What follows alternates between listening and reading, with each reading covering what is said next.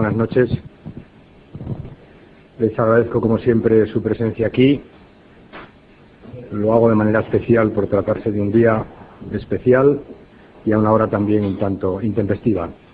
Quisiera inicialmente decirles que comparezco por voluntad expresa del secretario general del Partido Socialista, José Luis Rodríguez Zapatero, que ha querido ajustarse escrupulosamente a las reglas del juego democrático en esta jornada de reflexión. Reiteramos, pues, nuestra convicción de que este abominable crimen no admite ninguna clase de juego político.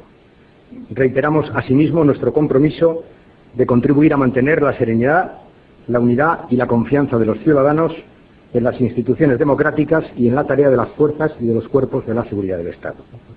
Reiteramos nuestra convicción de que este momento exige especialmente limpieza en el juego político. Y con la exigencia de conocer toda la verdad, reiteramos nuestro compromiso de convocar a las fuerzas políticas una vez que pasen las elecciones generales para reconstruir la unidad de todos los demócratas frente a los ataques terroristas. Queremos finalmente dirigirnos de forma especial a los ciudadanos para que mantengan la serenidad que han venido mostrando en estos últimos días. Hoy es el día de la reflexión. Mañana los españoles tenemos la ocasión, con nuestra participación en las elecciones generales, de homenajear a las víctimas y de reforzar una vez más nuestras convicciones comunes, la paz y la libertad. Los ciudadanos quieren conocer toda la verdad sobre los horribles sucesos acaecidos en Madrid en los últimos días. Y la verdad, toda la verdad se acabará sabiendo. Ese es nuestro compromiso con las víctimas. Me pongo a su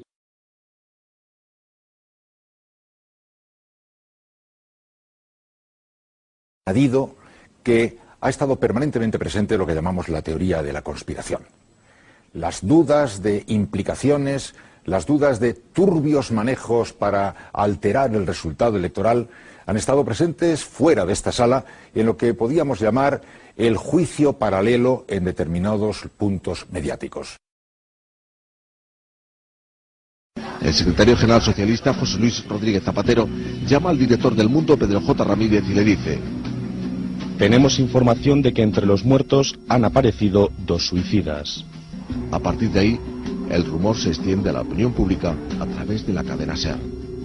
3 fuentes distintas de la lucha antiterrorista han confirmado a la cadena SER que en el primer vagón del tren que explotaba antes de llegar a Atocha iba un terrorista suicida. Interior no lo confirma.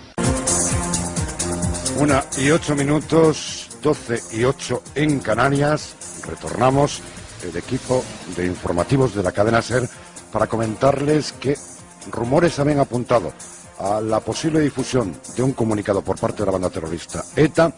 No me pregunten ustedes de dónde surgían los rumores, los mismos, también de origen indeterminado, apuntan ahora que de momento no se va a producir tal comunicado, que será novedad que les aportaríamos hasta ahora. De manera que lo que vamos a hacer es girar la vista y recopilar algunos de los datos recogidos durante la jornada.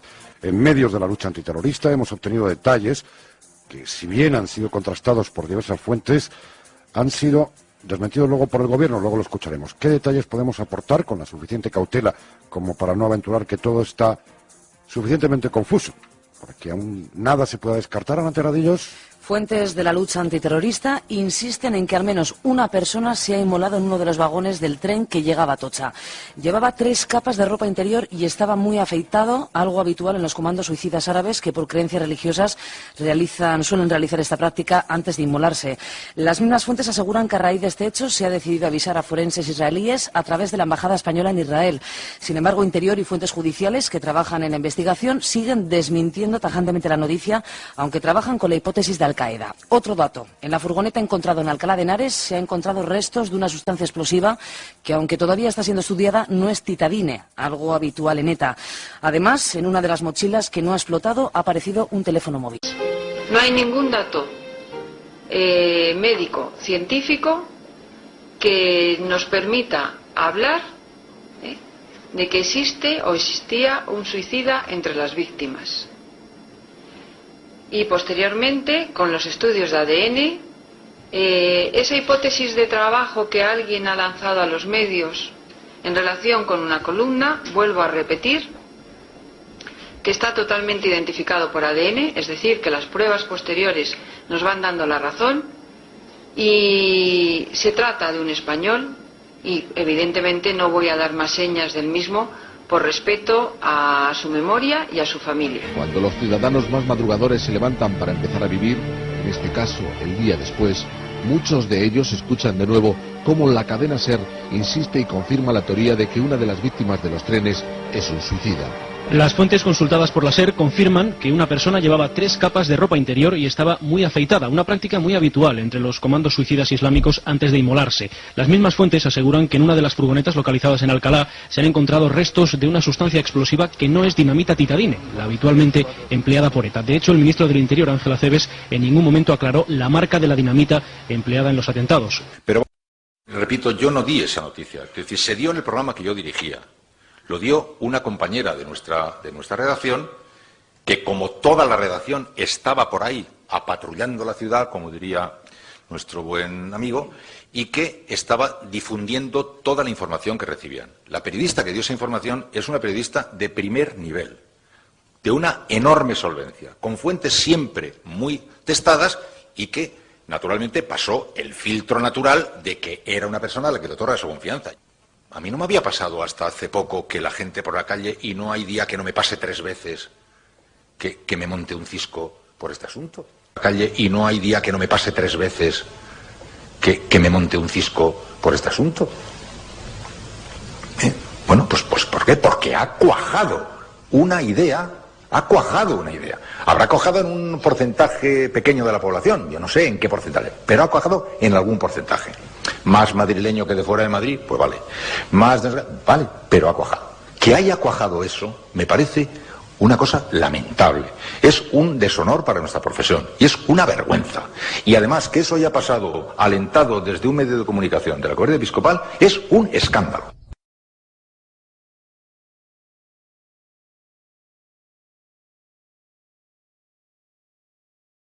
Fuentes de la lucha antiterrorista insisten en que al menos una persona se ha inmolado en uno de los vagones del tren que llegaba a Atocha. Llevaba 3 capas de ropa interior y estaba muy afeitado, algo habitual en los comandos suicidas árabes que por creencias religiosas suelen realizar esta práctica antes de inmolarse. Las mismas fuentes aseguran que a raíz de este hecho se ha decidido avisar a forenses israelíes a través de la Embajada Española en Israel. Sin embargo, Interior y fuentes judiciales que trabajan en la investigación siguen desmintiendo tajantemente la noticia, aunque trabajan con la hipótesis de Al-Qaeda.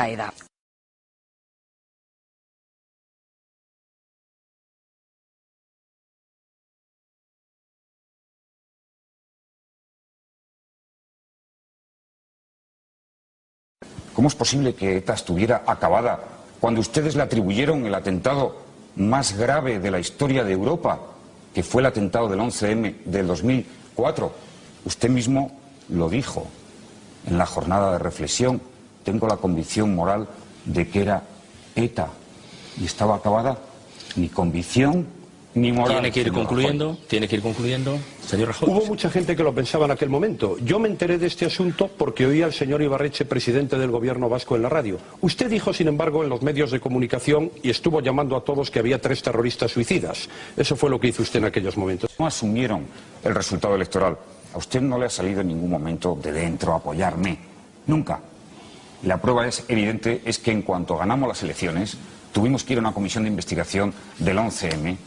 Yo respondí, como no ha hecho ningún presidente, 14 horas en esa comisión de investigación, y en 2005, en el primer debate del Estado de la Nación, ya me dijo que traicionaba a los muertos. Quienes mintieron fueron ustedes con el atentado terrorista del 11M. No solo mintieron, sino que estuvieron toda la primera fase de la legislatura intentando crear una conspiración, una fabulación indigna, inmoral, sobre lo que había representado aquel atentado, porque no asumieron el resultado electoral. Tío del 11M. Cecilio Rodríguez Menéndez, muy buenas noches. Por la vena, por la venia, ¿cómo es? Se dice venia y además puedes pedir la venia sin dar martillazos. Bueno, disculpe, señorías, que creo que se dispara solo. Yo creo que está... ¿Ves? Otra vez, mira. Yo creo que está estropeado algo. Bueno, yo quiero protestar contra el maltrato a Rafaz Uller. Le echan, se meten con él, se ríen de su ropa de tertuliano de a tu lado. Basta ya, coño, que él también es persona. A pesar de esa pinta de chulo piscinas, pues tiene su corazoncito. Por ejemplo, esta semana supimos que Rafá es todo un poeta. Escuchen la bonita poesía que le dedicó a su churri. Alá es Dios y Mahoma su profeta. Y tú la chica que más quiero en el planeta. ¿No te parece, vamos, precioso, precioso? Precioso, precioso. Tengo los pelos como escarpias, lo que pasa es que con la peluca de perrito esta no se me nota. Literariamente yo además diría que está un poco entre Chiquito de la Calzada y Jesulín de Ubrique. Puede ser, puede ser. Por cierto, amigos de la conspiración y de Casio la ETA, ¿no os habéis dado cuenta del mensaje oculto? Alá es Dios y Mahoma su prof. ETA. Y tú la chica que más quiero en el plan. ETA, 2 veces, ha sido la ETA, coño. Vamos a ver si nos centramos, que ya tienes pelitos. Bueno, joder, pues con esta bobada te llena Pedro J 10 días el diario. Ya. El prestigioso diario El Mundo... Súper prestigioso. Sí, sigue empeñado en demostrar que ETA estuvo implicada en el 11M. Sí. Dios mío, ¿aún están con este tema? Sí, es para flipar. Pero no hay ya una sentencia que dice que ETA no tuvo nada que ver. Sí, pero esta gente se repite más que una chistorra hecha con ajo. Bueno, ¿yo qué quieres que te diga, amigo? Es que no sé qué. Bueno, qué fuerte, de verdad. Pero, ¿quieres discutir más sobre este tema? Bueno, si no te cortan de euro, sí, oiga, vamos, es que es muy fuerte. Pero ¿cómo estás hablando?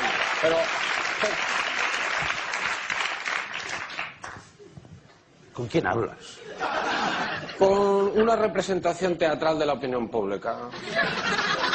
¿Dónde está? ¿Dónde está? Era imaginaria. Hay que haber hecho cursos de teatro para seguirlo esto. Sí. Perfecto. El caso es que El Mundo tiene un vídeo que demuestra que los perritos... Los peritos. Con una R. Peritos. No, perritos va con 2 R's. Ya lo sé, pero... ¿Perrito? Tú dices perito, no dices perito. Sí. Perito es Perito Moreno. Un momento, por favor. Perito Moreno no es un perro moreno. Un momento, no le rías la gracia que se crece. Perito, por favor, por favor, estoy viendo... No, gracias. Pero, si quieres hablar... Es una cosa entre él y yo. Si quieres hablar de un perrito, es perrito, efectivamente. Pues pero perito es una persona especialista en algo. ¿Ah, sí? ¿Los perritos son personas? No. Los perritos son animales. Los perritos son animales. Di perito y cállate ya. Bueno, y ya está. Di perito y ya está. Ven. El Mundo dice que los peritos... Mal escrito. Encontraron en los trenes del 11M un tipo de explosivo que también usa ETA. Si encontraron explosivo, a lo mejor sí que eran perritos. Entonces tenías razón tú. Perdóname. Lo ves. Perdóname. Mini punto para ti. Bueno. Atención, porque El Mundo está ahí. Quiero enseñaros unos titulares. El primero, el de hoy. Empiezo por el de hoy. Atención, titular de hoy, ¿eh? Bueno, así abre el periódico. Dice, los perritos oficiales tras detectar un segundo... Hay nitroglicerina. Es una putada, pero es la realidad. ¿Qué es una putada? Que haya nitroglicerina, que pidan reabrir el caso porque aún creen que ha sido ETA, que El Mundo haga titulares más retorcidos que Pocí bailando la lambada. ¿Qué es exactamente? Pues si este titular te parece poco, mira, porque todo empezó ayer. ¿Este es el de ayer? Este es el de ayer. Dice... ¡Puf! Dinitrotolueno. Súper serio, ¿eh? ¿Quién lo ha escrito? ¿Bob Esponja? Los vídeos de...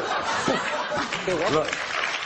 ¿Qué es? ¿Qué quiere decir? Bueno, para saber de qué estaban hablando, he buscado dinitrotolueno en el diccionario de la propia página web del Mundo. Porque tiene un diccionario online, si tú no entiendes algo lo pones. Bueno, pues si tú pones dinitrotolueno en el Mundo, te sale... No se ha encontrado el término dinitrotolueno en el mismo diario. Pero lo más curioso, fíjate, es que en la explicación de que no sale te quieren hacer creer que en lugar de dinitrotolueno hemos querido decir dinitrotolueno, da. No. A ver. Señores. No queremos declinar un explosivo. No hablamos en latín. Señores del diccionario del Mundo, ¿qué les ha llevado a pensar que si intento escribir voy a acabar escribiendo de más y por error nitrotolueno? Sí. ¿Por qué me iba a enrollar tanto? ¿Cree que soy argentino? No. Espera. No. ¿Qué estás hablando? ¿Con ellos, no? Con ellos, están ahí. Están ahí, ¿no? Mírame cuando te hablo. Y otra cosa, y pongan bien perrito. Que no cuesta nada, ¿eh? Que hay que apoyar a los animales. Bueno, la portada de mañana mañana. ¿Quién ha ido al juicio de 11M? La becaria. Sí, hoy ha declarado el jefe de los TEDx y dice que sabían desde el principio que no había sido ETA, que Al-Qaeda... Esta historia es muy floja, Montserrat. Quiero otro enfoque. Bueno, yo pensaba hablar del concepto islamista de la yihad. En realidad... ¿Y si el jefe de los TEDx fuese un vasco que trabaja en la policía pero que en el fondo está pagado por ETA?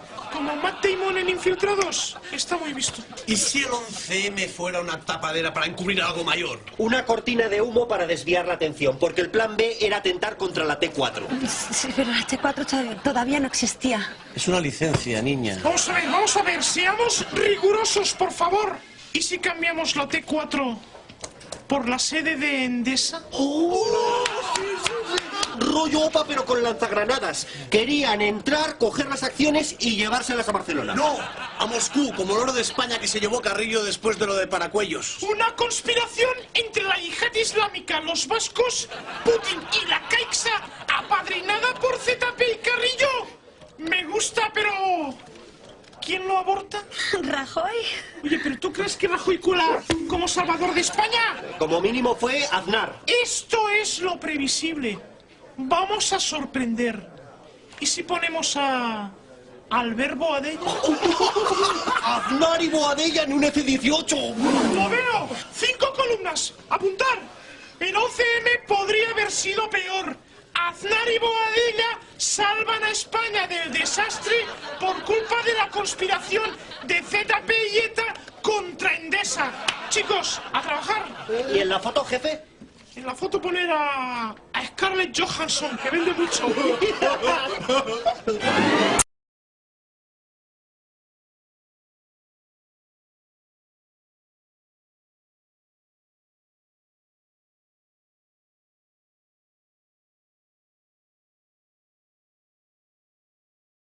Entonces, es increíble, ¿no? Es increíble cómo se manipula.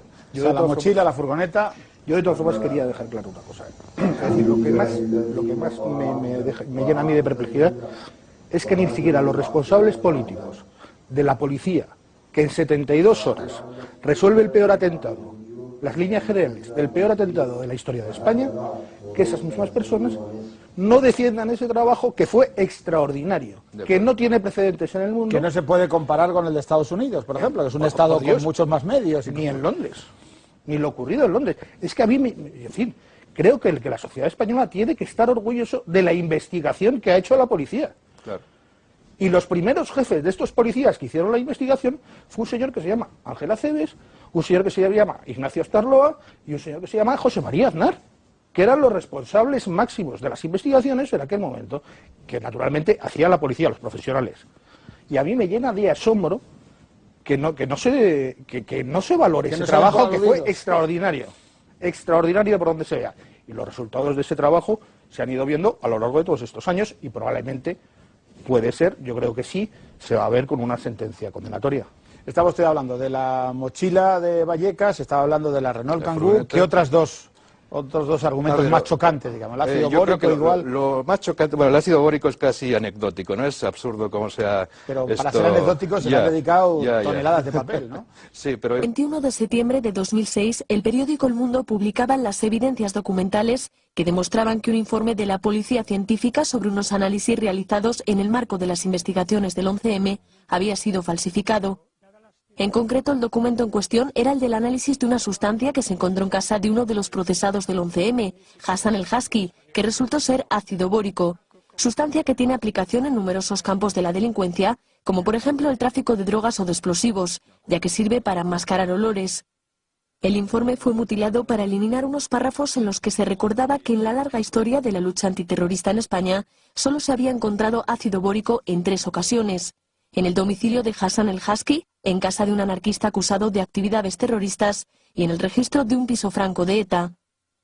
La publicación del informe del Mundo sirvió como detonante para que la Asociación de Ayuda a las Víctimas del 11M presentara una denuncia ante la Audiencia Nacional, la cual ordenó una semana después que el asunto fuera remitido a los juzgados de Plaza de Castilla, al apreciar indicios de delito los mandos de la Policía Científica que mutilaron el informe pericial. Las investigaciones iniciales revelaron que no solo se había falsificado un documento, sino que incluso se había alterado con Tipex los registros policiales para borrar el rastro de la falsificación. Sin embargo, el juez Garzón intervino en el caso y, de acuerdo con la Fiscalía, decidió tomar declaración en contra de toda lógica jurídica a los peritos que habían elaborado los informes originales que posteriormente otras personas mutilaron. Y en una sorprendente pirueta policial, decidió imputar a esos peritos un delito de falsificación.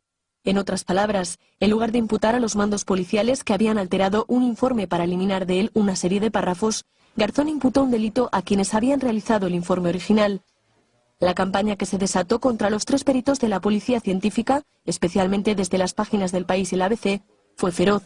Sin embargo, después de esa crucifixión pública, la Audiencia Nacional terminó revocando todas las resoluciones de Garzón y exculpando, como no podía ser menos, a los peritos que habían redactado el informe original. Finalmente, el caso pasó a los juzgados de Plaza de Castilla, donde la juez encargada del mismo desestimó todas las imputaciones contra los peritos y decidió procesar a 4 mandos de la policía científica por falsificación documental: Miguel Ángel Santano, Pedro Luis Mélida, Francisco Ramírez y José Andradas. Estos mandos policiales declararon como imputados en noviembre de 2006 ante la juez Gallego. La magistrado decidió finalmente procesarlos por un delito de falsificación, castigado con hasta 6 años de cárcel.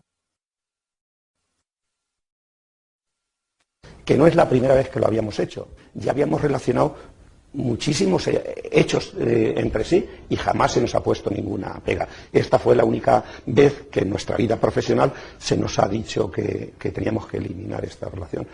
Por supuesto que no lo hicimos y así nos vemos. 30 años de experiencia sin ningún problema, hasta que estos peritos redactaron el informe en el que apuntaban a una posible relación entre uno de los cerebros del 11M y ETA. Para nosotros lo importante no era que se tratara de ácido bórico. Lo importante en este caso es que nosotros teníamos conocimiento de que había sido identificado en otros hechos relacionados con el terrorismo. En concreto en un piso franco de ETA en Salamanca. Y nosotros no podemos ocultar algo que para nosotros puede tener importancia. Sin embargo, los peritos recibieron la orden de eliminar la referencia a ETA, algo sin precedentes. Que nuestro jefe, cuando nos dice esto, nos lo dice que siguiendo las órdenes de la superioridad tenemos que eliminar esto. Y entonces yo en concreto le digo que yo no voy a eliminar nada porque para mí lo importante es precisamente esta observación. El 11 de julio de 2006 el perito Manuel Escribano descubrió que el informe que llegó al juez no era el que él había escrito. Su jefe, Francisco Ramírez, lo había manipulado y firmado. Lo que habían hecho había sido eliminar esta observación de la ETA y la fecha también la habían modificado y los peritos que éramos nosotros 3 había sido cambiado por el señor Ramírez. Nosotros no acusamos a la ETA, nosotros no acusamos a nadie, simplemente hacemos unas observaciones por si consideran oportuno su estudio. Escribano y los otros 2 peritos avisaron a su jefe de unidad, José Andradas, de esta irregularidad y le llevaron una copia del original.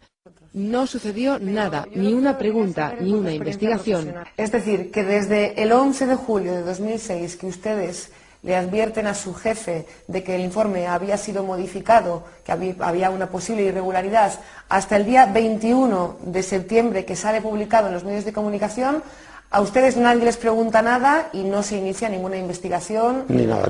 Nadie nos dijo nada. Cuando se publicó comenzó la pesadilla para estos 2 peritos. Su informe había sido manipulado y sin embargo eran ellos los que se veían imputados por el juez Garzón que les acusaba de falsificación. Falsificación no la hay.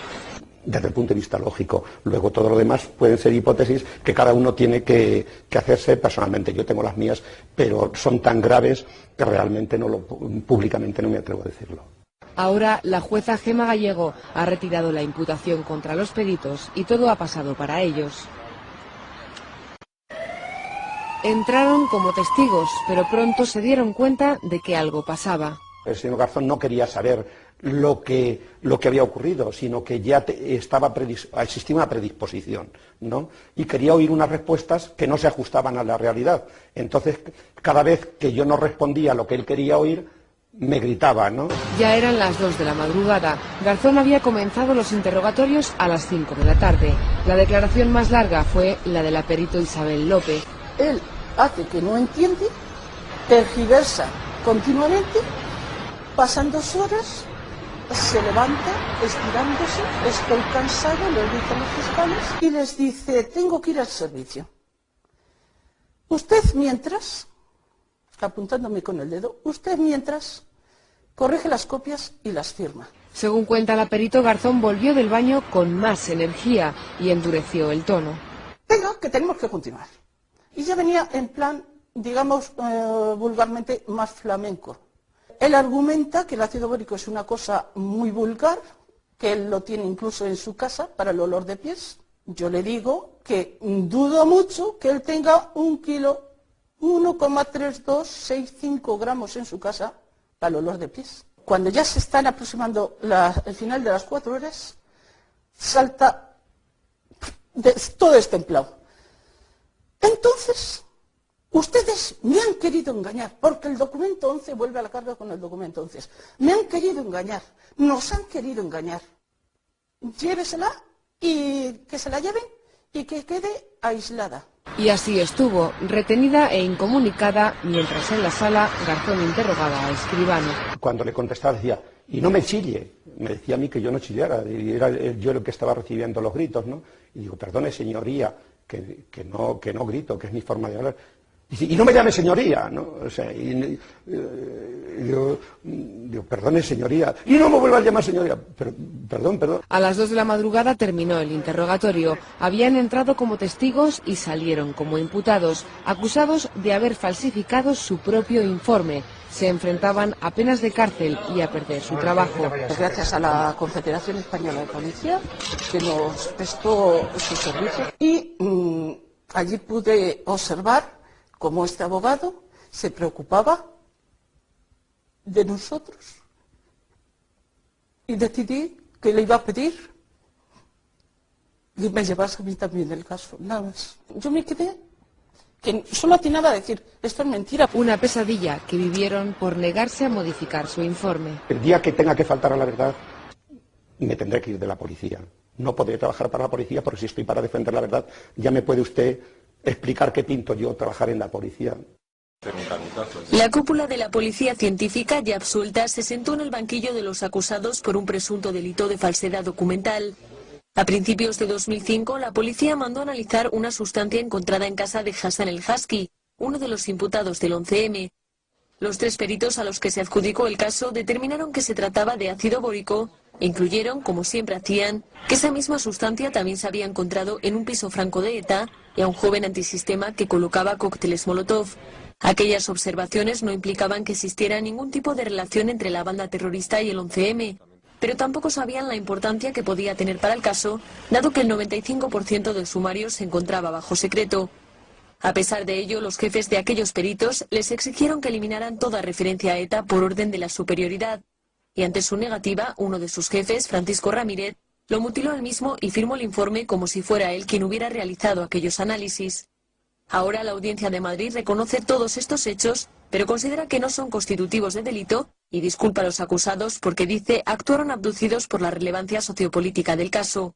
Todo ello a pesar de que a lo largo de la sentencia reconoce de manera reiterada el cúmulo de irregularidades administrativas que se cometieron. Entre otras, reconoce que el uso del famoso Tipex constituye un método inadecuado e impropio de cualquier organismo oficial, pero dice no supone una falsificación, en tanto en cuanto su uso era habitual en el laboratorio. Y es que para el tribunal lo importante era determinar que la sustancia en cuestión era ácido bórico. Las demás alteraciones, al margen de la relevancia que pudieran tener, considera que son tangenciales e intrascendentes en la medida en que no se ha podido demostrar cómo habrían afectado al resultado del proceso del 11M. El que había perpetrado. Bueno, pues ya ven, irregularidades por todas partes, pero aún así, absueltos los 4 mandos policiales.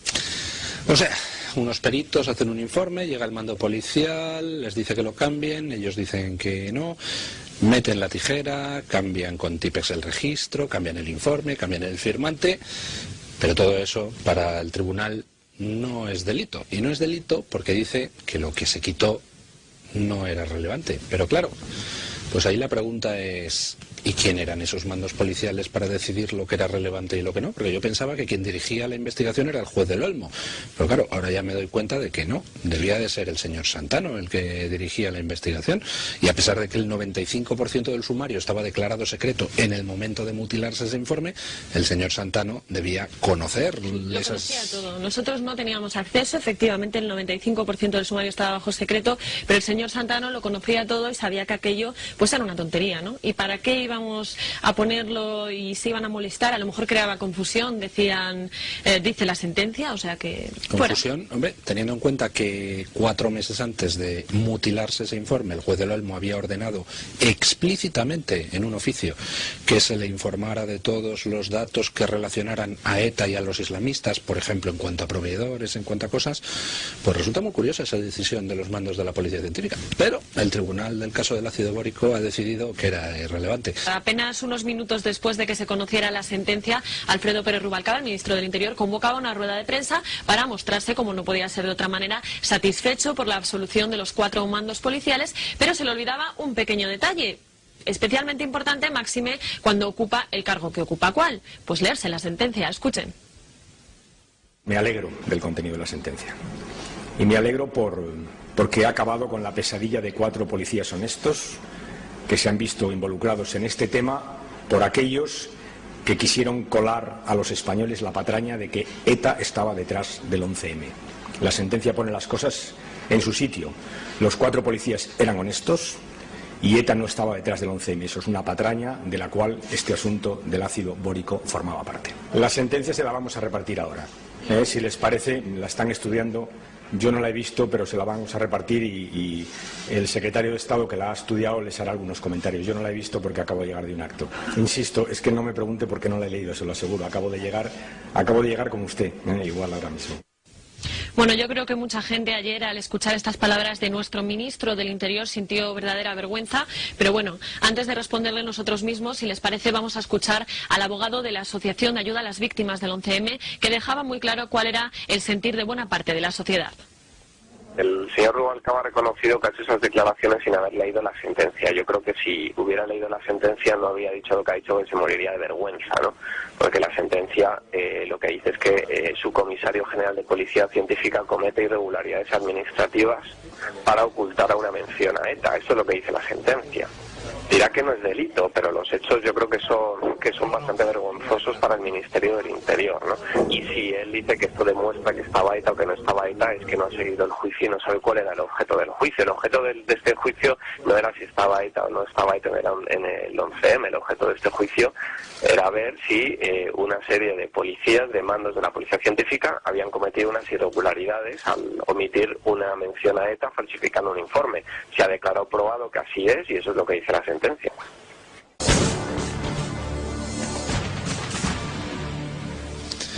Pues la contestación de don José María de Pablo, abogado de la Asociación de Ayuda a las Víctimas del 11M, no puede ser más precisa. Don Alfredo, lo que se estaba discutiendo en ese juicio no es si ETA está detrás o no del 11M, sino si se había falsificado un informe o no como parte de las investigaciones del 11M. Y el tribunal ha concluido que sí, que se falsificó, que se mutiló ese informe, se alteró el libro de registro para tachar a quien se había asignado originalmente la pericia. Pero el tribunal considera, peculiar consideración, que aunque se produjo esa falsificación, no es delito. De todos modos, señor Rubalcaba, no sé qué dice usted de patrañas de si ETA está detrás o no. ¿Está usted diciendo que don José Luis Rodríguez Zapatero, que salió a las 8:30 de la mañana del 11 de marzo a decir que ETA era muy malvada por haber cometido los atentados del 11M, estaba diciendo patrañas? ¿No? ¿No está usted diciendo eso? Pues déjeme que yo le diga que don José Luis Rodríguez Zapatero, que llamó en la noche del 11M a directores de medios de comunicación a decirles que había suicidas en los trenes, sí que difundió patrañas. Como también las difundió algún medio de comunicación que a usted no le suele tratar muy mal, don Alfredo. Yo acuso al actual comisario jefe de la Policía Científica, Miguel Ángel Santano, y a sus subordinados Pedro Mélida, José Andradas y Francisco Ramírez, de mantener una línea de conducta supuestamente orientada a la manipulación y ocultación de pruebas, al alterar, de forma inveraz, tal y como ha establecido la justicia, un informe pericial que podía contradecir la versión oficial de lo ocurrido, dejando patente que, al margen de la propia trascendencia de dicho informe, existía una consigna política para orientar la investigación en una única dirección. Señor Rajoy, hombre, que usted hable de excusas de mal perdedor o de mal pagador, pero si se ha pasado desde que perdió las primeras elecciones intentando justificar en las cosas más insólitas, como las teorías del 11M, que abrazó durante un tiempo, su derrota electoral. Esas teorías que afortunadamente el tiempo ha puesto a cada uno en su sitio. Bien, es verdad que habrá gente que siga pensando en las cosas más abominables que se dijeron y formularon sobre el 11M. Igual que hay gente que todavía piensa que Elvis Presley vive, o que hay gente que todavía piensa que no cree que el hombre llegó a la luna. Esa es la realidad. Nosotros, Pablo Muñoz, que es periodista, es compañero, un buen profesional del diario ABC. Muchísimas gracias, muy amable por estar aquí. La primera cuestión, ustedes desmenuzan en su blog, pieza por pieza, frase por frase, todo lo que se ha venido a llamar la teoría de la conspiración, o la teoría de la patraña, o la teoría de la mentira. Si usted tuviera que explicarle a alguien que no sabe nada de este juicio, ¿cómo desmontaría esa teoría? ¿Cuál sería la idea fundamental? A ver, perdón, yo creo que tenemos que empezar definiendo qué es una teoría conspirativa. Las teorías conspirativas no son nuevas, han existido siempre, ¿no? Y bueno, yo lo defino como la convicción de que hay una serie de poderes prácticamente omnipotentes y omniscientes trabajando en la sombra que controlan cierto tipo de acontecimientos, ¿no? Una serie de acontecimientos. Las personas que creen en esto, pues piensan que la realidad no es real, ¿no? Valga la contradicción. Es virtual. Pues, sí, exacto, es una realidad virtual. Incluso usan mucho los ejemplos tipo Matrix y este tipo de cosas, ¿no? O sea, una de las cosas que llama la atención es que sus ejemplos suelen ser siempre cinematográficos o de ficción, ¿no? Entonces tiene una desconexión con la realidad de principio. Hay también un elemento de desconfianza en las instituciones y en el Estado de Derecho, encuentro yo. Maniqueísmo, ¿no? O todos son buenos o son malos. No, solo hay buenos, solo hay malos. Pero 100% buenos y 100% malos. No hay matices. Sí. No hay matices. Bien, seguiremos hablando. Pablo Muñoz, usted está siguiendo el juicio. La percepción que tiene, por un lado, hay quien sostiene que la verdad no está en el sumario, hay quien sostiene que la verdad, si está en algún sitio, es en el sumario y que tendrá que sustanciarse en una sentencia. Usted que está asistiendo al juicio, la impresión que tiene estos primeros días, ¿cuál es? Yo la impresión que tengo es que empieza a demostrarse las cosas que hay en el sumario. No voy a decir que se vaya a demostrar todas las cosas que hay en el sumario, pero sí es evidente que empiezan a aparecer elementos que confirman una única autoría, que es el islamista, que confirman plenamente la procedencia de los explosivos, que es la trama asturiana, y que por tanto las grandes líneas del sumario están empezando a tomar fuerza en las sesiones de la vista oral. Vamos a un aspecto concreto. Se ha dicho que el explosivo que se ha encontrado demostraría que no es el terrorismo islamista el que ha cometido el atentado. ¿Qué tiene usted que refutar a eso? Bueno, a ver, en primer lugar, el argumento que se usa es que aparece algo llamado DNT, ¿no? Y que el DNT no está dentro de los componentes de la goma 2 seco, que es el explosivo utilizado según el sumario. Ahora, esto de decir que como aparece un compuesto que no está en la goma 2 seco, entonces no hay goma 2 seco, es como decir que en un guiso, porque hay pimienta, no hay sal. O sea, usted encuentra pimienta y dice, bueno, aquí no hay sal, ¿verdad? Es un argumento absolutamente absurdo. Puede haber pimienta, puede haber sal. Puede haber sal, puede haber otro tipo de ingredientes, claro, albahaca, especias, albahaca, etcétera, ¿no? Entonces, lo que sabemos es que, a ver, las pruebas que hay fuera de lo que es el análisis como tal, de que estalló goma 2 seco son abrumadoras. Dígame la más abrumadora. Por ejemplo, que hay una sentencia ya de que el señor Trasorras estaban traficando con dinamita, con goma 2 seco específicamente, ¿sí? La operación People, que se llama. También hay una sentencia firme, y esto es firme, ¿no? En el caso del gitanillo, que era este muchacho, este menor de edad, que llevaba la dinamita desde Asturias hasta Madrid, al menos en algunos viajes que hizo, precisamente a las manos del chino, que fue uno de los autores de los atentados. Por otro lado, en el juicio están también ocurriendo cosas como que hay testimonios de personas que les vieron hablando a Trasorras y el chino. Hay toda una serie, a ver, hay llamadas telefónicas, hay multas de tráfico que se le pusieron al chino en el camino que estaba haciendo desde Asturias hasta Madrid. O sea, la evidencia es abrumadora. ¿Que puede haber alguna otra cosa? ¿O que la goma 2 seco se puede haber contaminado? Pues sí. Pero decir que no estalló goma 2 seco es simplemente absurdo. Lo más chocante, bueno, el ácido bórico es casi anecdótico, no es absurdo como sea. Pero para ser anecdótico se le han dedicado toneladas de papel, ¿no? Sí, pero bueno, yo me concentraría más en el tema de Leganés, porque esto es para mí el tema más absurdo, los suicidas de Leganés. A ver, su versión. A ver, bueno, la versión que no es mi versión, es la que viene en el sumario, ¿no? Lo que dice, bueno, evidentemente, es que estos señores fueron sorprendidos por la policía en este piso y que al encontrarse rodeados, pues decidieron suicidarse, ¿no? Y se suicidaron, pues, activando una serie de explosivos. Por cierto, matando a un geo, ¿no? A ver, entonces, ¿qué dicen los conspiracionistas? Bueno, esto no les va bien a su teoría. ¿Por qué no? Pues porque ellos no quieren suicidas, porque dicen que los islamistas siempre se suicidan. Y entonces, uno de sus argumentos es que como no se suicidaron, ¿verdad?, entonces, pues no pueden ser islamistas. Cosa que además es falsa, porque, por ejemplo, el primer atentado de las Torres Gemelas de Nueva York, el que fue una bomba, ¿verdad?, ahí no se suicidó nadie. Y hay decenas de casos de islamistas que no se suicidan. Pero bueno, el tema es que tratan de descalificar ese suicidio. Y si no son islamistas y tampoco se han suicidado en Leganés, ¿qué ha pasado con aquella gente que estaba ahí en Leganés?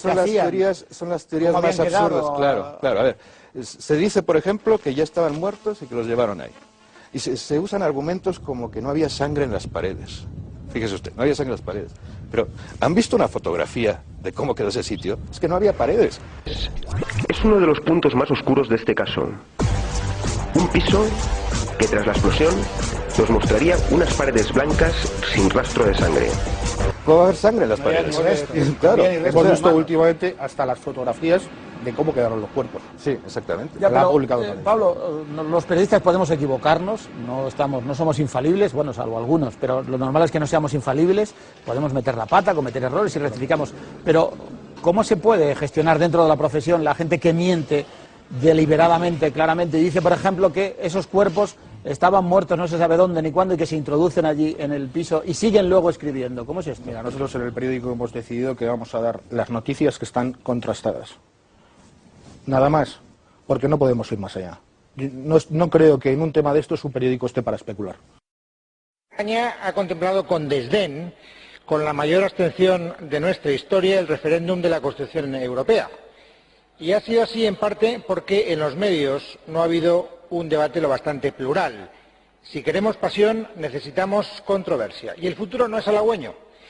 El gobierno de mi país promueve una ley que permitirá que un amigo de los socialistas, Jesús de Polanco, controle la mitad de toda la radio española. Un señor que además ya tiene el monopolio de la televisión por satélite y que ahora persigue una ración adicional de la tarta publicitaria analógica. Señores de la izquierda, Polanco convierte a Berlusconi en un mendigo. O defendemos todos la pluralidad informativa o muy pronto la estrategia de información de la Unión Europea no se debatirá en este Parlamento. La decidirán 4 señores en un restaurante de lujo con capacidad para imponernos el pensamiento único a 450 millones de europeos. Muchas gracias. Es muy difícil ser neutral cuando hay una de las partes en que vale todo, absolutamente todo, para recuperar el poder. Oiga, las reglas del juego.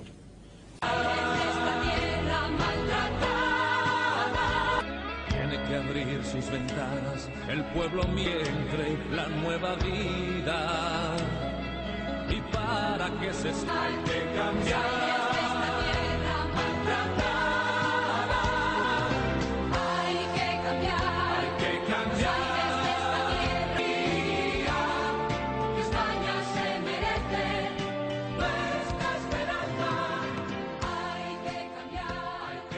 ¿Sabe usted que comenzó siendo un bisbiseo y ahora hay medios que lo dicen a voz en grito y que muchos en su partido lo están acogiendo? Que se trataba de un asunto en el que implicados policías, implicados servicios secretos, implicados etarras, implicados hasta miembros del Partido Socialista, se estaba intentando organizar algo parecido a un golpe de Estado. Hay gente en su partido que está alentando este... Yo nunca he escuchado a nadie en mi partido, nunca, el hacer esas afirmaciones. Y si hay ¿Insinuaciones en ese sentido? No, perdón, Iñaki. Si hay alguna persona en mi partido que haya dicho que detrás está el Partido Socialista o los servicios secretos, yo agradecería mucho que se me dijera aquí el nombre de la persona y en qué medio de comunicación lo dijo y en qué día. Porque esa persona no podría estar en mi partido. ¿Le puedo decir en nombre de... El Partido Popular huye de la verdad. No quiere conocerla ni escucharla.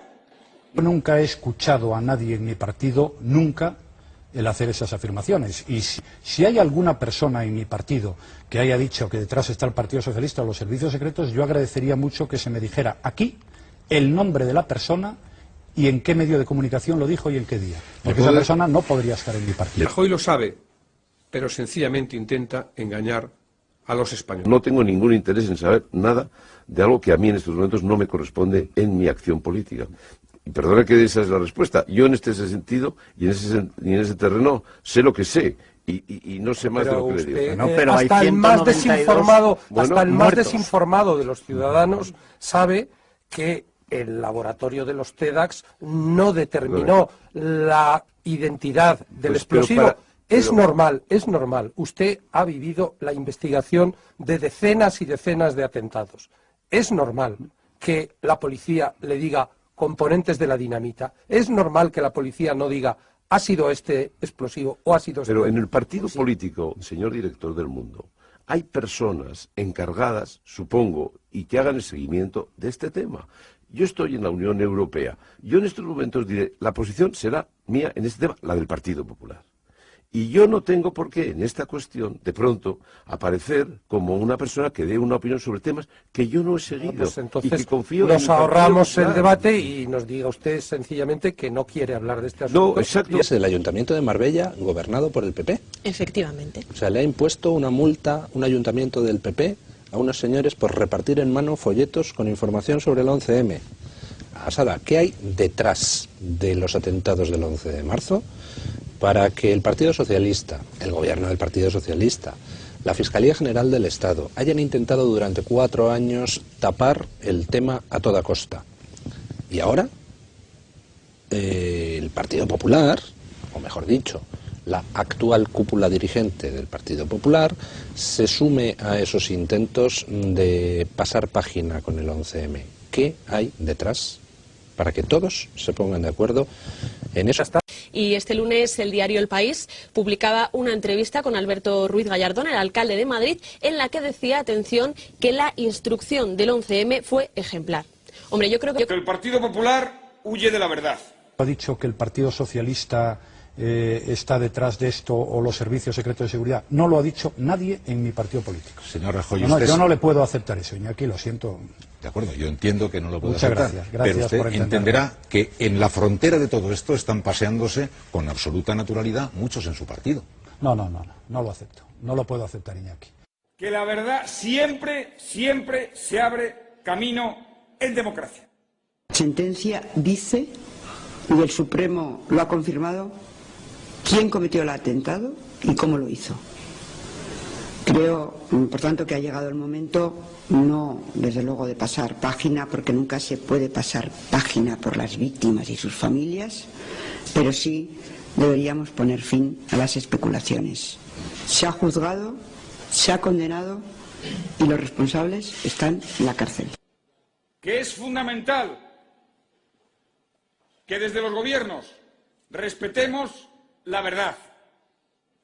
Yo no tengo nada más que añadir después de que en este país fuera uno de los pocos países del mundo, por cierto, en tiempo récord de detener a los culpables y de hacer un juicio que ya resolvió todas aquellas cuestiones que tuvo que resolver.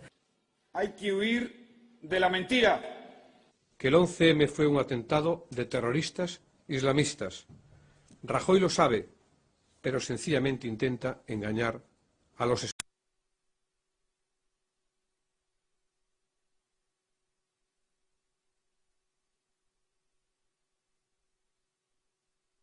El atentado del 11 de marzo lo cometieron terroristas islamistas. El gobierno lo supo ese mismo día y mintió deliberadamente.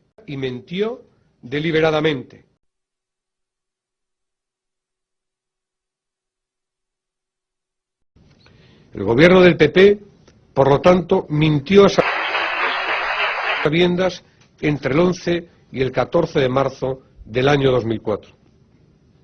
Los dirigentes del Partido Popular, que son las mismas personas que protagonizaron aquel engaño masivo, han querido confundirlo y enturbiarlo todo durante estos 42 meses.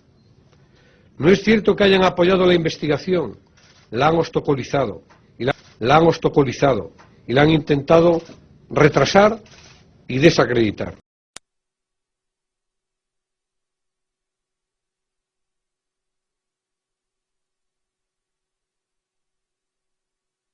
Que el sistema español funcionó. Antes del 11 de marzo funcionaba. Después del 11 de marzo, con los mismos resortes, con los mismos profesionales, con el mismo sistema jurídico y judicial, funcionó. Y está funcionando. Enérgico. Para muchos era la primera vez que le escuchaban. Y todos han podido contemplar cómo después se emocionaba al dirigirse a una de las víctimas del 11M.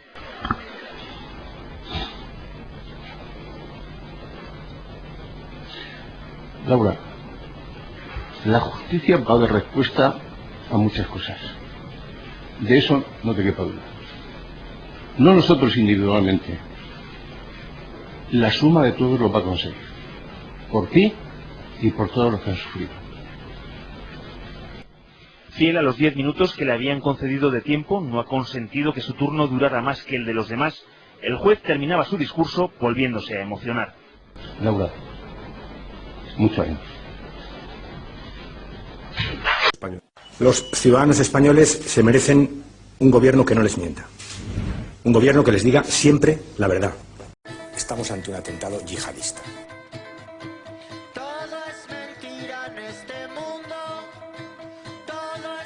Los terroristas han atacado al Estado, han atacado nuestra sociedad, han atacado en definitiva nuestra libertad y nuestra democracia.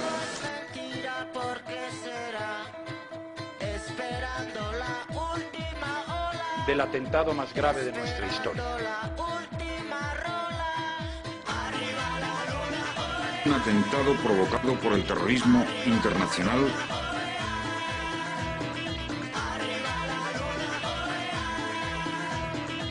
El 11 de marzo lo cometieron terroristas islamistas, el mayor atentado terrorista de nuestra historia.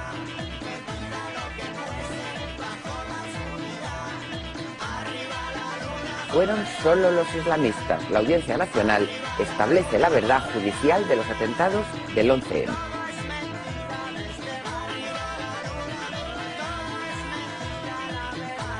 La duda será qué dinamita explotó en los trenes. Italine, Coma 2 Eco, el tribunal...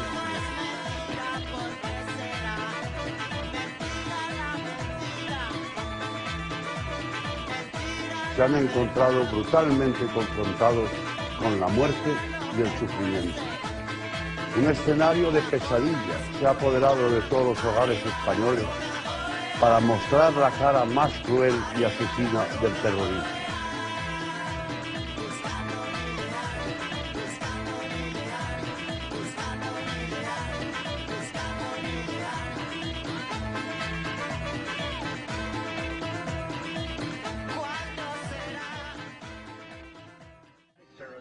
September 11th, killers, September 11th, terrorists, Al-Qaeda, terror, nuclear weapons, terrorists, 9/11, terror, evil, September 11th, the terrorism, war and danger, September 11th, terrorism, global terrorism, terrorism, terrorism,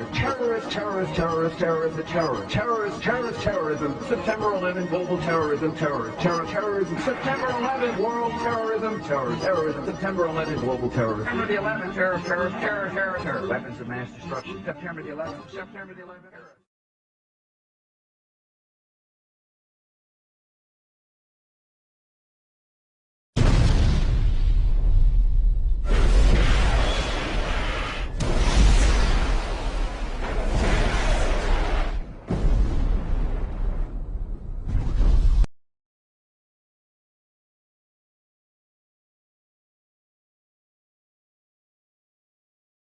Que eso solo podían hacer de un grupo de gente verdaderamente preparada, con un gigantesco talento geoestratégico que había organizado todo aquello. Todo es mentira en este mundo,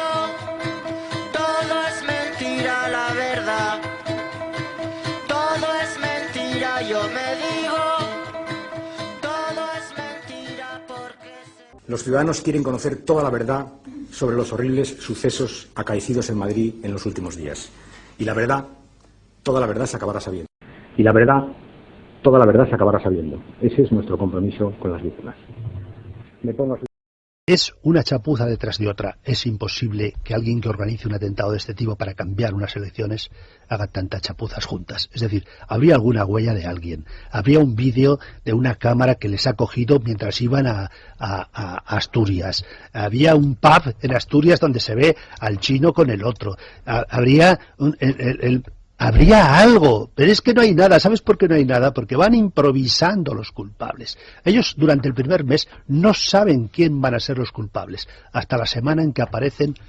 Primero, la furgoneta Kangoo se hace el análisis oficial, como sabes, el 20 y tantos de marzo, y después salen las fotos en los periódicos. Ahí sí, ahí dicen, estos van a ser los malos. Y sale, ahí ya los han seleccionado, ¿no? Los han seleccionado. Y alguien dice, pues si tú metes a este, yo meto a mi radical el tunecino. Y el CNI dice, si tú metes al radical tunecino, yo meto a la Mari. Fíjate por dónde. Y empiezan unas discusiones entre ellos brutales. Y al final dicen, bueno, consenso, estos son los malos. Y entonces salen en los periódicos. ¿Qué pasó en Leganés, don Fernando? Pues que los reunieron allí y adiós, buenas tardes. Eso es lo que pienso. Pero estaban muertos ya antes de la explosión. No tengo ni idea si estaban muertos, si estaban vivos, si quiénes estaban, no estaban, no tengo ni idea. Pero eso es un cierre de archivo, que así se llama el argot de inteligencia, y punto final. Y esto se va por los aires y se acabó. La muerte del GEO y la profanación. Bueno, la muerte del GEO, pero ¿cómo es posible que todas las fuerzas de seguridad del Estado, en algo tan importante como que te han matado un GEO, que es, el GEO es el estandarte, el héroe de la jornada, es decir, el único individuo que ha muerto cumpliendo su deber en unas circunstancias tan dramáticas?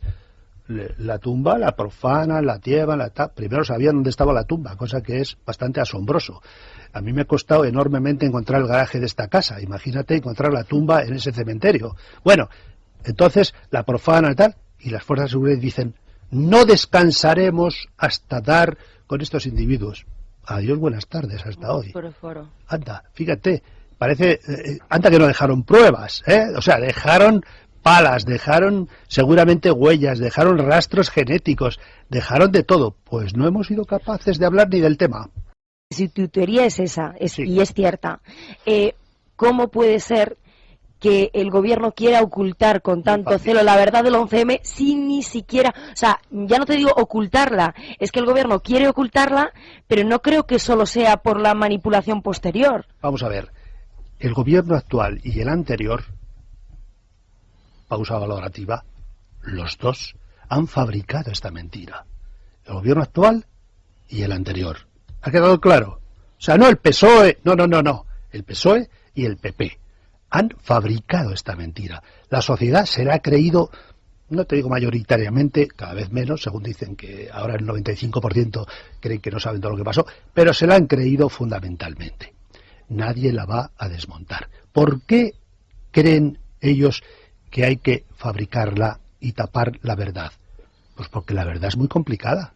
La verdad es muy complicada. Estamos hablando de un asunto de Estado. ¿El Estado se va a meter ahora con otro Estado a pedirle explicaciones? Vamos, no lo hacen aquí ni lo hacen en ningún lado. La mentira ha colado. Los que nos hemos dedicado a esto hemos quedado como auténticos gilipollas. Todavía hay una lucha a muerte, e insisto, entre la Guardia Civil y la Policía y el CNI, para ver quién se lleva las culpas. Y le dicen, que tú me estás diciendo que el locutorio de...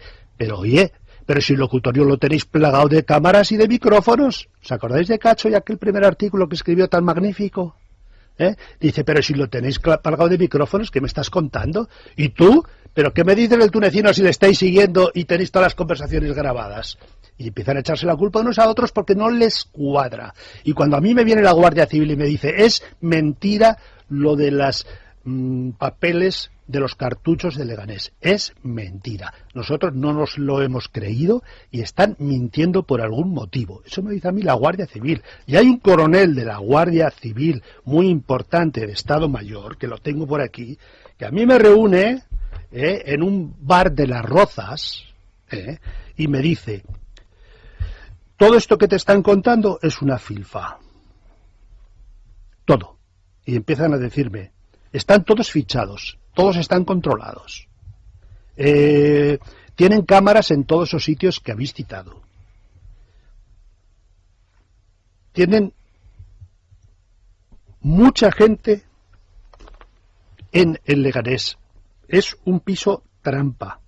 No han hecho los controles de metalografía, no solamente los restos, sino la metalografía en los trenes. Los han destruido por alguna razón. Y esto me lo dice un coronel de Estado Mayor de la Guardia Civil. ¿Por qué me lo dice? Porque no tragan la versión oficial durante el primer mes. Y las luchas entre ellos son a muerte.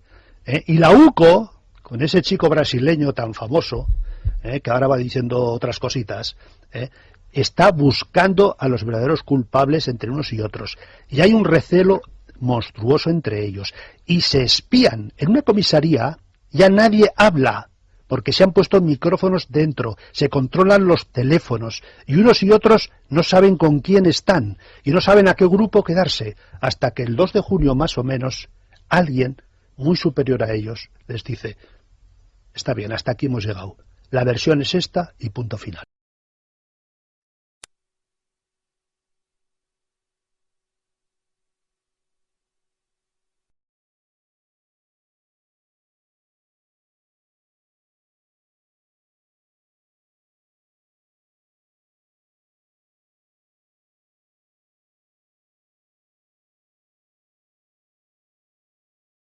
Y como en efecto el presidente del gobierno tiene mucha razón, ¿cómo no vamos a investigar en la línea de ETA? Tonto sería.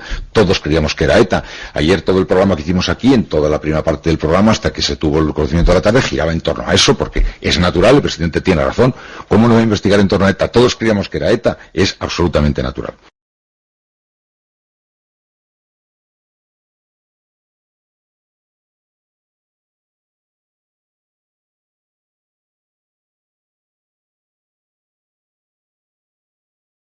Con un dato, yo creo que de máxima importancia y de última hora. Ana Terradillos. 3 fuentes distintas de la lucha antiterrorista han confirmado a la cadena SER que en el primer vagón del tren que explotaba antes de llegar a Atocha iba un terrorista suicida. Interior no lo confirma.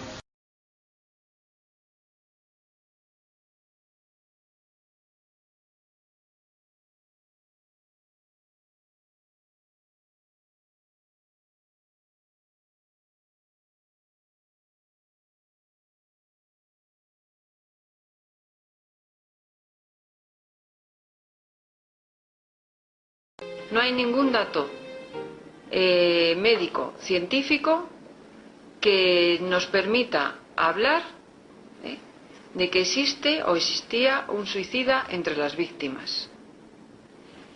Y posteriormente, con los estudios de ADN, esa hipótesis de trabajo que alguien ha lanzado a los medios en relación con una columna, vuelvo a repetir, que está totalmente identificado por ADN, es decir, que las pruebas posteriores nos van dando la razón, y se trata de un español, y evidentemente no voy a dar más señas del mismo por respeto a su memoria y a su familia. Buenas noches. La Embajada de Israel en España ha confirmado esta petición de asesoramiento realizada a través de esta representación diplomática, que los investigadores israelíes están dispuestos a desplazarse inmediatamente esta misma noche, si así lo decide finalmente el gobierno español. El director del Instituto Greensberg, el profesor Yehuda Hiss, ha declarado que el Ministerio de Salud israelí ha dado luz verde al envío de 3 forenses a Madrid que hablen español. No podría tener que ver también con la identificación de ese suicida que se dice que iba en un ferrocarril. Eso explicaría bien la presencia de los forenses israelíes aquí, sí.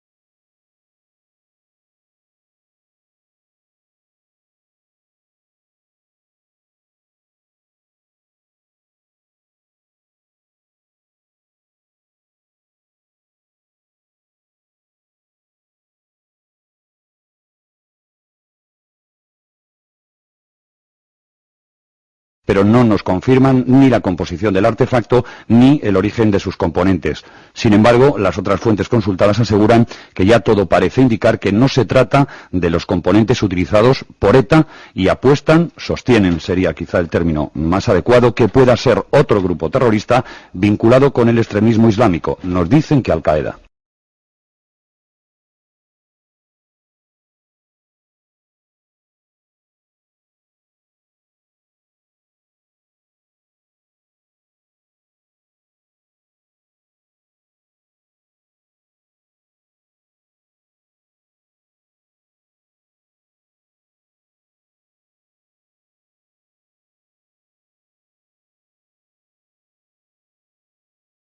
Porque no tiene sentido que yo escuche en la SER, perdona que lo vuelva a insistir, que un portero ha visto a 2 personas salir de esa furgoneta, y lo hemos escuchado aquí hace 2 horas, y que no tengamos las vías digitales de nadie, por poner un ejemplo.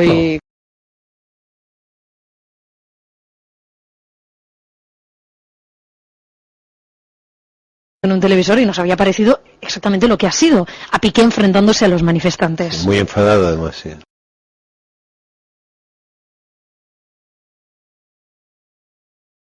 Y sin embargo, cada día tengo más dudas de que el ministro de Interior está mintiendo, porque no me puedo creer que sea tan incompetente de no haber traducido una cinta del árabe en 30 horas. Y no me puedo creer que eso sea tan incompetente como no para no saber de quién son los contratos o cómo se gestionaron los contratos de los teléfonos móviles que se han encontrado. Bueno, por lo tanto, empiezo a sospechar que el ministro Acebes, que no sé qué pinta y me ofende que esté en esa manifestación, está manipulando con fines electorales el dolor de 1000 y pico personas y de todos los españoles. Decía que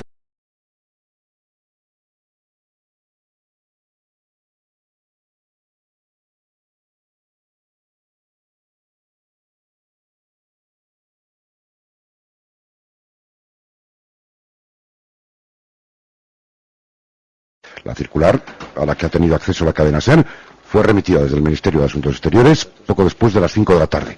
Es decir, cuando ya se había abierto la hipótesis de que la organización terrorista Al-Qaeda pudiera estar detrás de los atentados de Madrid. Ernesto. Yo creo que habría que hacer una pregunta. Cuando la ministra, si no sabía a esas horas que había dudas, es una irresponsable. Y si lo sabía, es una mentirosa. Cuando manda una comunicación de ese tipo a las embajadas, induciendo a que los embajadores intoxiquen, porque intoxicar es transmitir algo de lo que no se está seguro como seguro.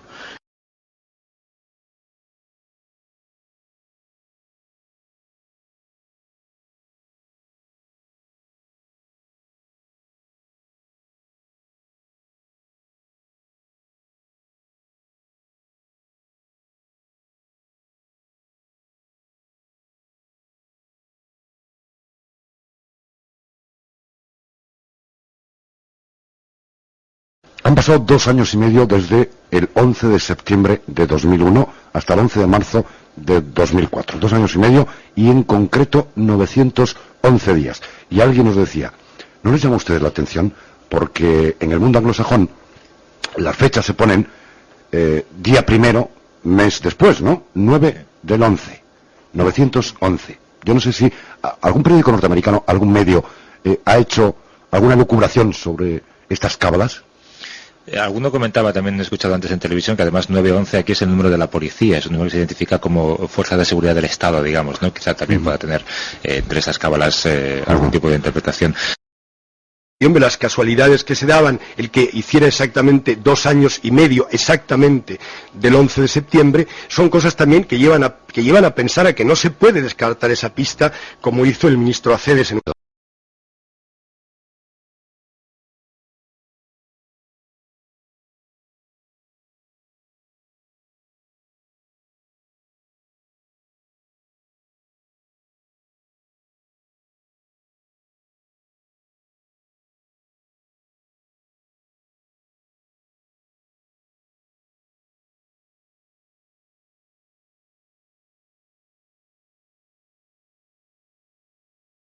Una hora y media después de los atentados del 11 de septiembre, sin que hubiera reivindicación de por medio, el FBI ya conocía los nombres de los presuntos autores y había contactado incluso con sus profesores en las academias de vuelo, entre ellos uno español. Por eso los expertos en análisis antiterrorista no parecen entender que casi 36 horas después de los atentados de Madrid todavía no se ofrezcan pistas fiables.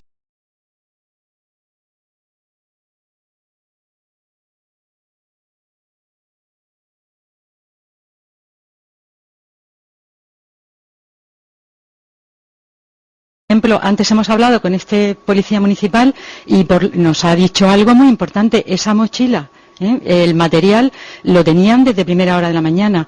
Con eso cualquier servicio de inteligencia habría sabido, y de hecho los norteamericanos están extrañadísimos. Hombre, los de que servicios no se secretos sepa... israelíes, mira, tengo aquí, mira, la portada, la primera página de La Vanguardia. Los servicios secretos israelíes ven la huella del terrorismo islamista. Claro.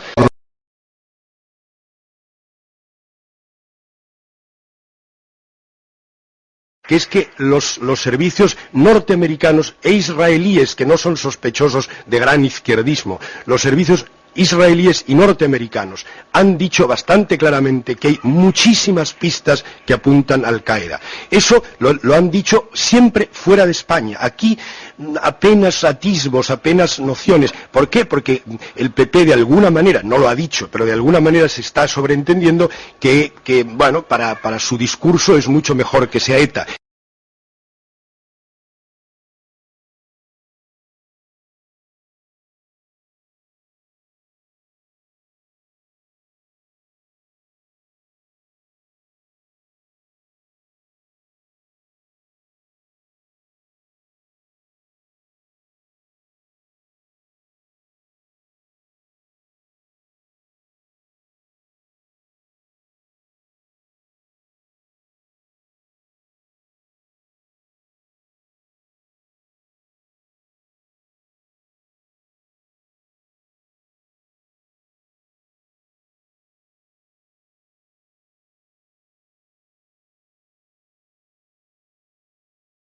Pues novedades, desde luego, que contradicen absolutamente lo que acabamos de escuchar al respecto del ministro del Interior. El Centro Nacional de Inteligencia cree que el atentado es obra del terrorismo islámico.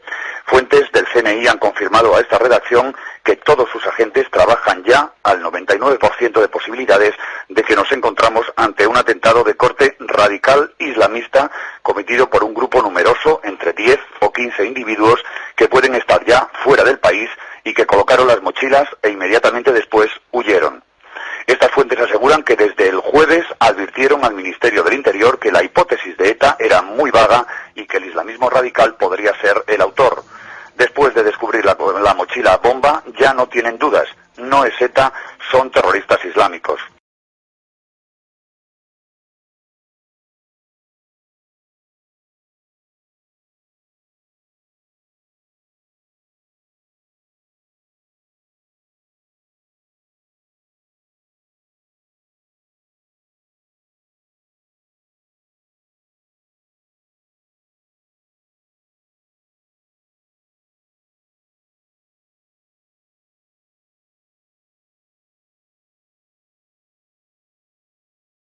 El Centro Nacional de Inteligencia acaba de emitir un comunicado en el que dice que no es cierto y no tiene sentido lo afirmado en la cadena SER respecto a que este centro haya abandonado totalmente la línea de investigación en beneficio de esta u otra, es decir, la línea de investigación que apunta la autoría de ETA.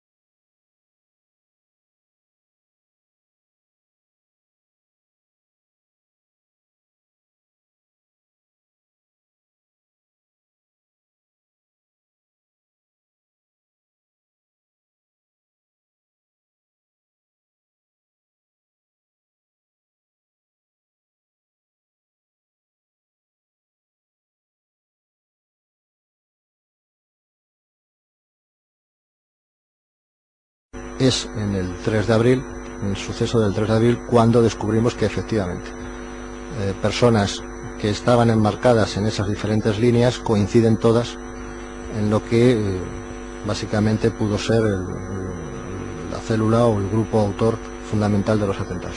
Se va a identificar a los titulares del piso, a ver quién está en ese domicilio, pues es cuando suceden los hechos de Leganés, y es a partir de ese momento efectivamente cuando se llega a la conclusión de que estamos ante un atentado claro de corte islamista o de origen islamista, y a partir de ese momento básicamente toda la investigación, el grueso de la investigación nos corresponde a nosotros.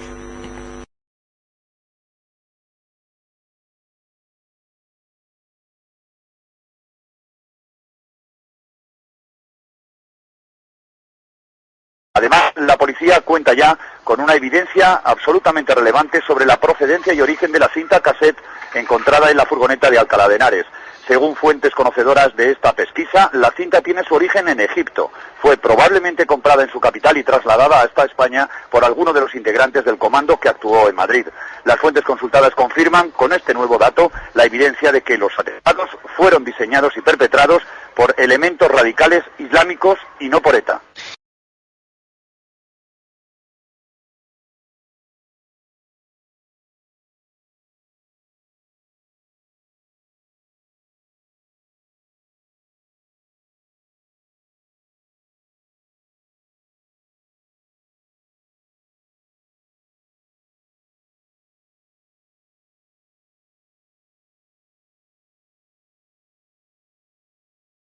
El equipo necesario para acometer la acción no está, hoy por hoy, al alcance de la banda terrorista, y aunque pueda parecer insólito, le dan credibilidad al comunicado de ETA.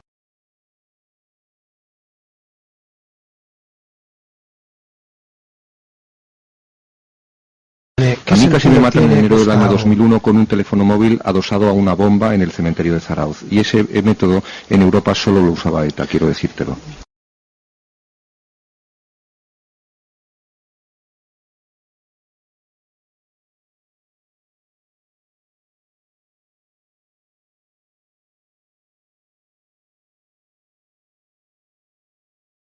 Porque además, entre otras cosas, a las 10:15 de la mañana se localiza por una persona que llama a la policía ese coche, esa furgoneta en la que estaba, en cuyo interior estaba pues la famosa cinta cassette con la grabación que ha sido la pista aparentemente determinante para llegar a estas detenciones, dato que el ministro no comenta en la rueda de prensa que ofrece a las 2 de la tarde.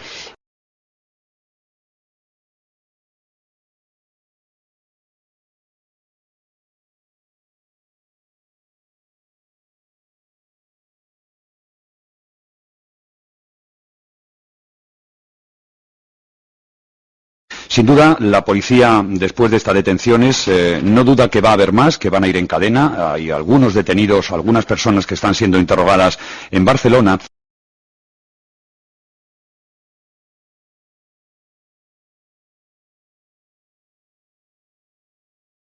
Ayer nos preguntábamos, ¿a qué viene la insistencia, no sustentada por datos, sí por opiniones o por convicciones, de que se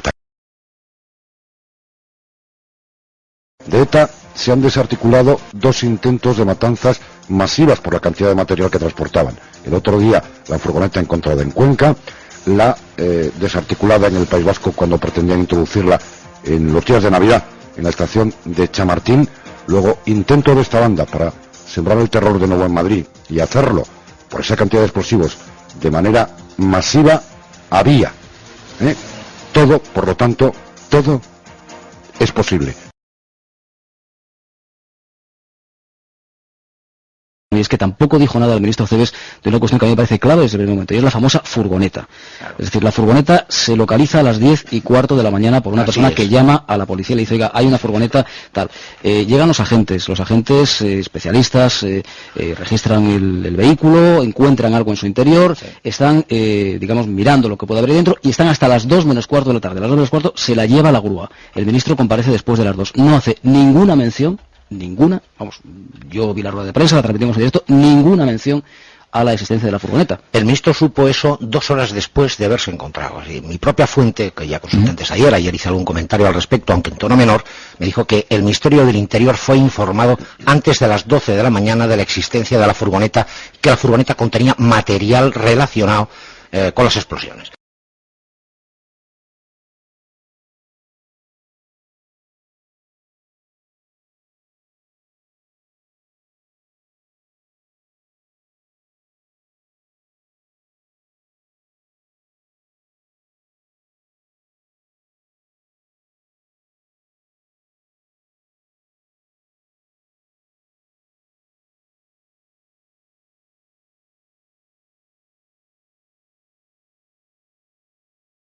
Es verdad también que el ministro del Interior el primer día ocultó datos, ocultó un dato fundamental. Él dijo que habían 13 mochilas y que las 13 habían explotado. Dijo que no existía, desgraciadamente, ninguna mochila que permitiera analizar el material. 2 horas antes, la policía le había informado al ministro de que existía esa mochila. Es decir, yo no puedo creer ya en la buena voluntad del gobierno. Yo, desgraciadamente, lo lamento profundamente. Siempre he creído en la honradez profunda del ministro del Interior y básicamente también del Gobierno de la Nación, y más en casos así. Yo lamento profundamente que ante el dolor de todo el país no hayan tenido la honradez moral, la honradez política de afrontar las cosas desde la neutralidad y desde la eficacia de su trabajo. Me siento avergonzado, os lo confieso. Sí.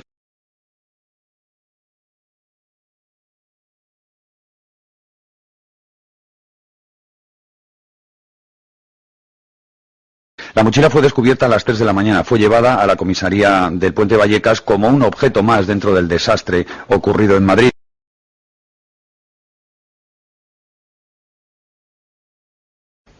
Tampoco le pedíamos al ministro del Interior, cuéntenos usted qué dice esa cinta. Relátenos usted qué dice. No. Lo que nos extrañó es que él contara que no había sido analizada. ¿Cómo no ha sido analizada la cinta 30 horas después de que fuera encontrada en esa furgoneta de Alcalá de Henares? Resultaba creíble que no hubiera sido analizada.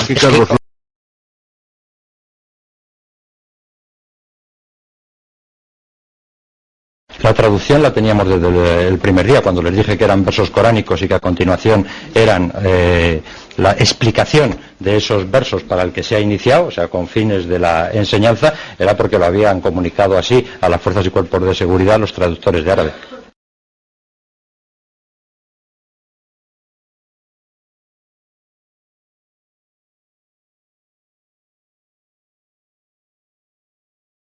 Director de Informativos, Dani, buenas noches. Hola, buenas noches. Nada, solamente indicar que, parece que el ministro está confirmando una por una las informaciones que ha ido dando la cadena SER y solo nos llama la atención un dato. El ministro ha dicho que han recibido a las 19:40 una llamada en Telemadrid en la que ponían en conocimiento la existencia de un vídeo con la reivindicación.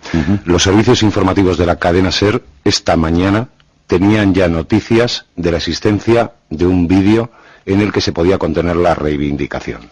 No hemos ofrecido esa información, lógicamente, porque la teníamos que contrastar con más fuentes policiales. Es nuestra forma de trabajar. Recibimos información y la contrastamos. Pero este es el dato.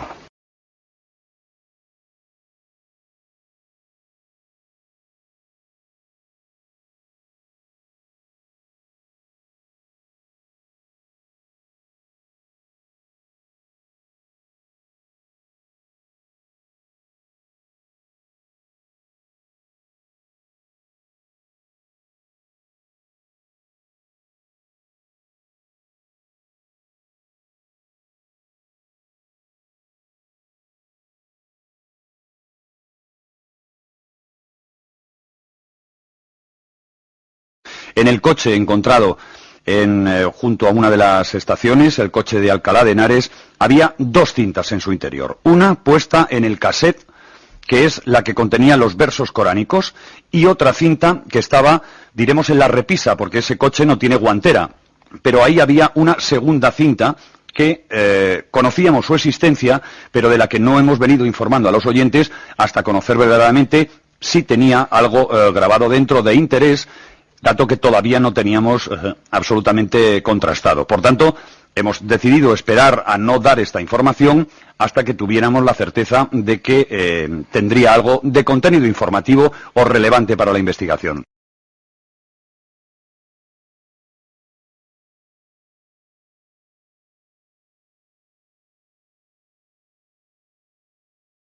y también entre otras cintas se ha encontrado una en árabe que contiene versículos del Corán dedicados a la enseñanza.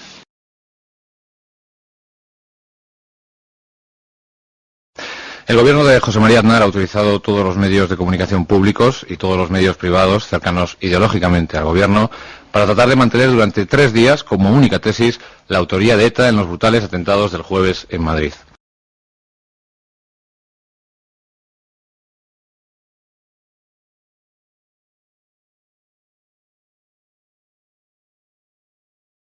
La certeza, porque nada me gustaría más como presidente del gobierno que decir los asesinos son estos.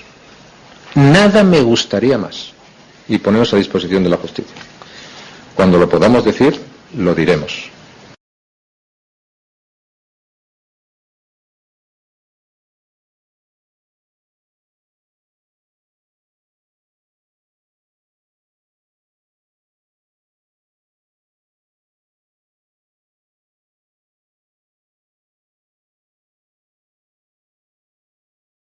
Los servicios informativos de la cadena SER se reafirman en toda la información que han ido ofreciendo a sus oyentes en estas 72 horas. Información siempre responsable, contrastada y confirmada por fuentes de toda solvencia. La SER no ha mentido.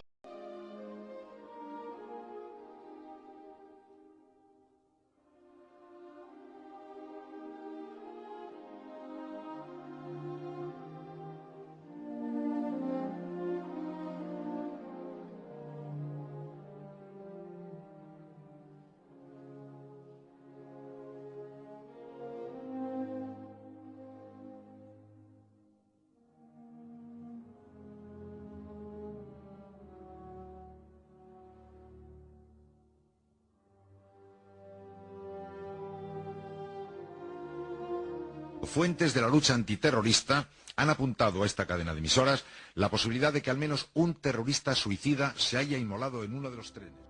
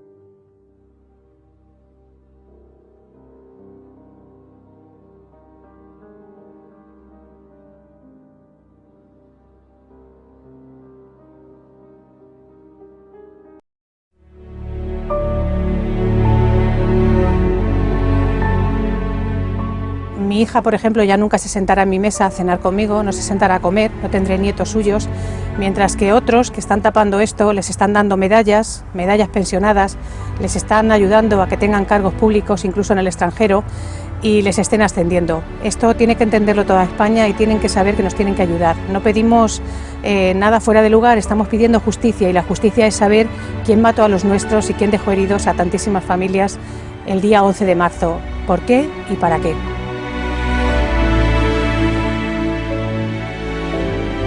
¿Qué no ocurriría el 11M para que todo el mundo sienta miedo de investigarlo con libertad y con profesionalidad? Y al jefe del Estado, si está en condiciones de atender a una pobre víctima, le diría que anime a todas las instituciones a que esto se aclare. Nosotros, si seguimos luchando por la verdad, no lo hacemos ni con ánimo de revancha ni con odio a los que lo hicieron. Lo hacemos única y exclusivamente porque queremos impedir que el resto de los ciudadanos puedan pasar y vivir las zozobras que estamos viviendo nosotros. Y si después de decir esto nadie se siente interpelado para luchar por evitar el terrorismo, pues entonces la sociedad española necesita entrar en la UBI inmediatamente.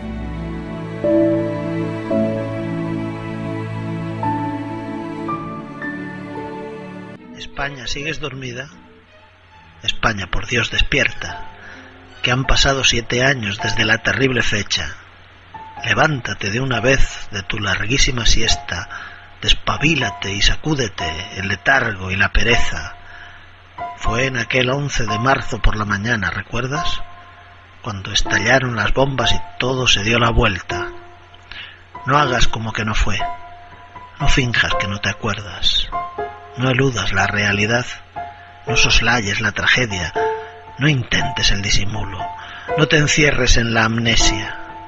No puedes de ningún modo simular que no te afecta porque aquel 11 de marzo se te clavó en la conciencia.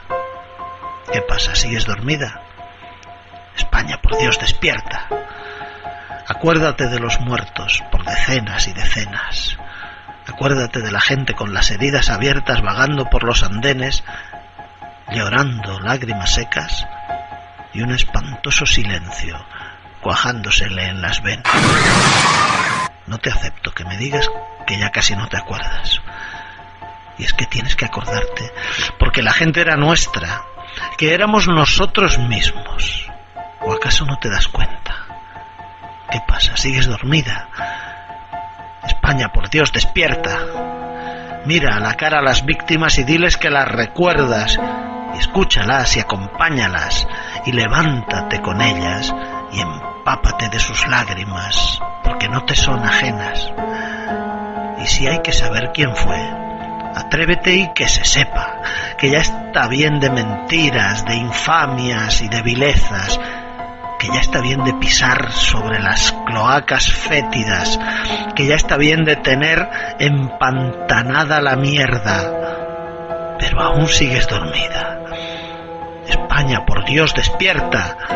Echemos chorros de agua purificadora y fresca y baldeemos a fondo toda la cochambre infecta, que han pasado 7 años y la herida no se cierra, que todo lo que nos pasa se origina en esa fecha, que no es hora de dormir, que ya se acabó la siesta, que sin dignidad tu alma se envilece y se enajena, que sin memoria ya nunca serás la misma que eras, que sin justicia jamás te quitarás las cadenas, que sin verdad la desdicha se te come la conciencia, que tu libertad depende de echarle valor y fuerza, que ya está bien de evasivas, de escrúpulos y bajezas, que han pasado 7 años.